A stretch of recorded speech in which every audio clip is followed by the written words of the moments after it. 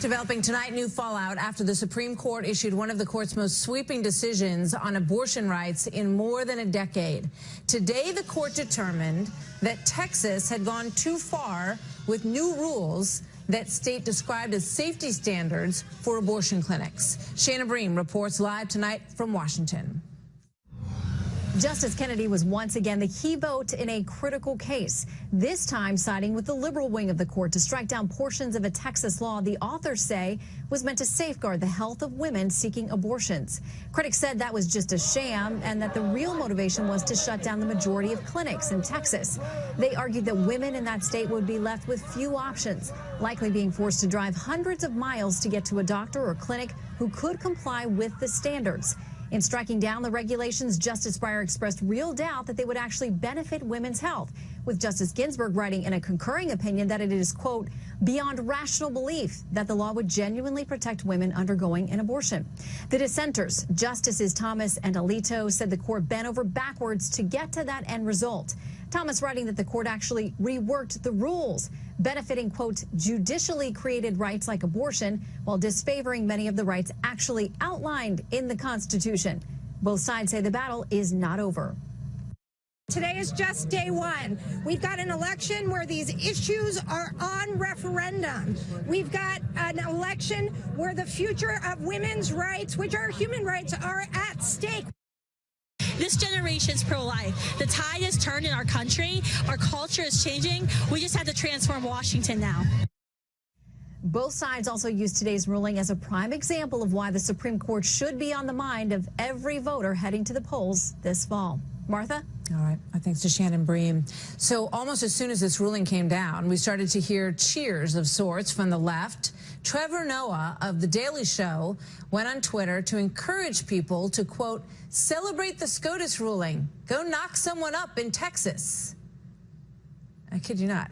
And then there was the former Texas State Senator, Wendy Davis, who got national attention for crusading against this law. Here she is. Well, I'm overjoyed. I have to tell you, I was fighting back tears a moment ago as I was reading the SCOTUS blog, and the first line that came out saying that the Fifth Circuit opinion or decision had been reversed. It's incredible news for the women of Texas. It's incredible news for the women throughout this country. Interesting. So joining me now, Ben Shapiro is an attorney and editor-in-chief at dailywire.com, and Ebony Williams is an attorney and a Fox News contributor. Welcome to both of you. Thank you, Martha. I want to get your thoughts on the ruling, but your thoughts first, culturally, on the reaction that this got from some on the left. Ben, what do you think? Well, I mean, I think, number one, Trevor Noah is slightly below bubonic plague on the funny scale, so it's not really a shock that he'd come out with a tweet like that. But this shouldn't be a surprise. I think Trevor Noah kind of let loose what a lot of Democrats actually think, which is that there's no reason abortion should be safe, legal, and rare. The internal logic of that statement, the old Clinton formulation, doesn't hold. If abortion is about aborting something that isn't fully human, then why should it be rare? And if it is about aborting something that is human, then why exactly should it be legal? So the full-scale celebration that you see, the idea that abortion is actually birth control, that's what most Democrats believe, including the Democratic Party platform, which it was revealed today, calls for a destruction of literally all state and federal laws that restrict, quote, access to an abortion, as well as public funding for abortion both at home and abroad. They don't believe abortion should be safe, legal, and rare. They think that it's just a form of birth control. Ebony, what do you think?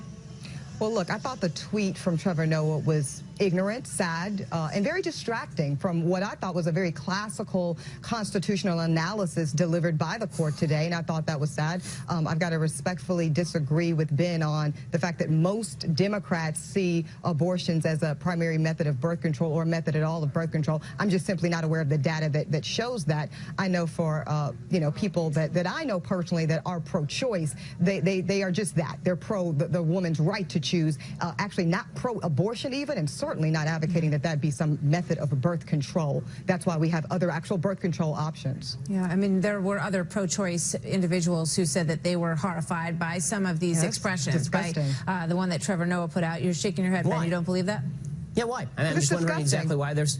Why I mean, was it disgusting? I thought it was a disgusting claim because it was a celebration, and it kind of, to me, underscored the point you made, Ben, and I think it's a sad and disgusting point that anyone in this country would view abortion as a method of birth control. But why would you object to that? If you don't think that the child is fully human, then why would you care? First you of don't all, care if nobody somebody has said a polyp that. removed. I think that you're connecting dots that I've certainly not stated. That so if the child is fully human, why are you okay with aborting it? So to be pro-choice. Actually, you know what? Senator Marco Rubio, I thought, really brilliantly laid out this analysis in one of the debates where he talked about this issue of whether or not the child is unborn, and does the child have rights, and also does the mother have rights, and where do those rights intersect or overlap? And I'm someone that believes that certainly the child, unborn child, has rights. I believe that the mother has rights. I simply happen to be a person, and some believe that those mothers' rights deem to usurp those rights. But certainly it's not to disrespect. In what world would any of my rights allow me to kill another human being? Well, Ben, again, you're not a woman, and as a woman, I'm someone that's simply saying it is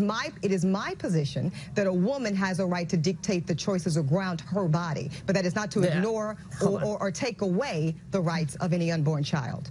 I'm not a slaveholder either. That doesn't mean that I get to let slaveholders define what constitutes property and what constitutes a human being. Ben. That's good news. I'm really glad that you're not. The point that I'm making, I mean, if you'd let me finish the sentence, the point that I'm making is that the greatest moral problem in society historically is the idea that you get to arbitrarily define what is human and what is not based on your own convenience. I don't believe it's arbitrary, and again, this is not a discussion about humanness, but thank you. Ebony, thank you very much so for much, being here. Martha. Ben Shapiro, thanks to you as well. A very big decision and controversial indeed coming out of Texas today, and more to come on that. So there are serious new questions.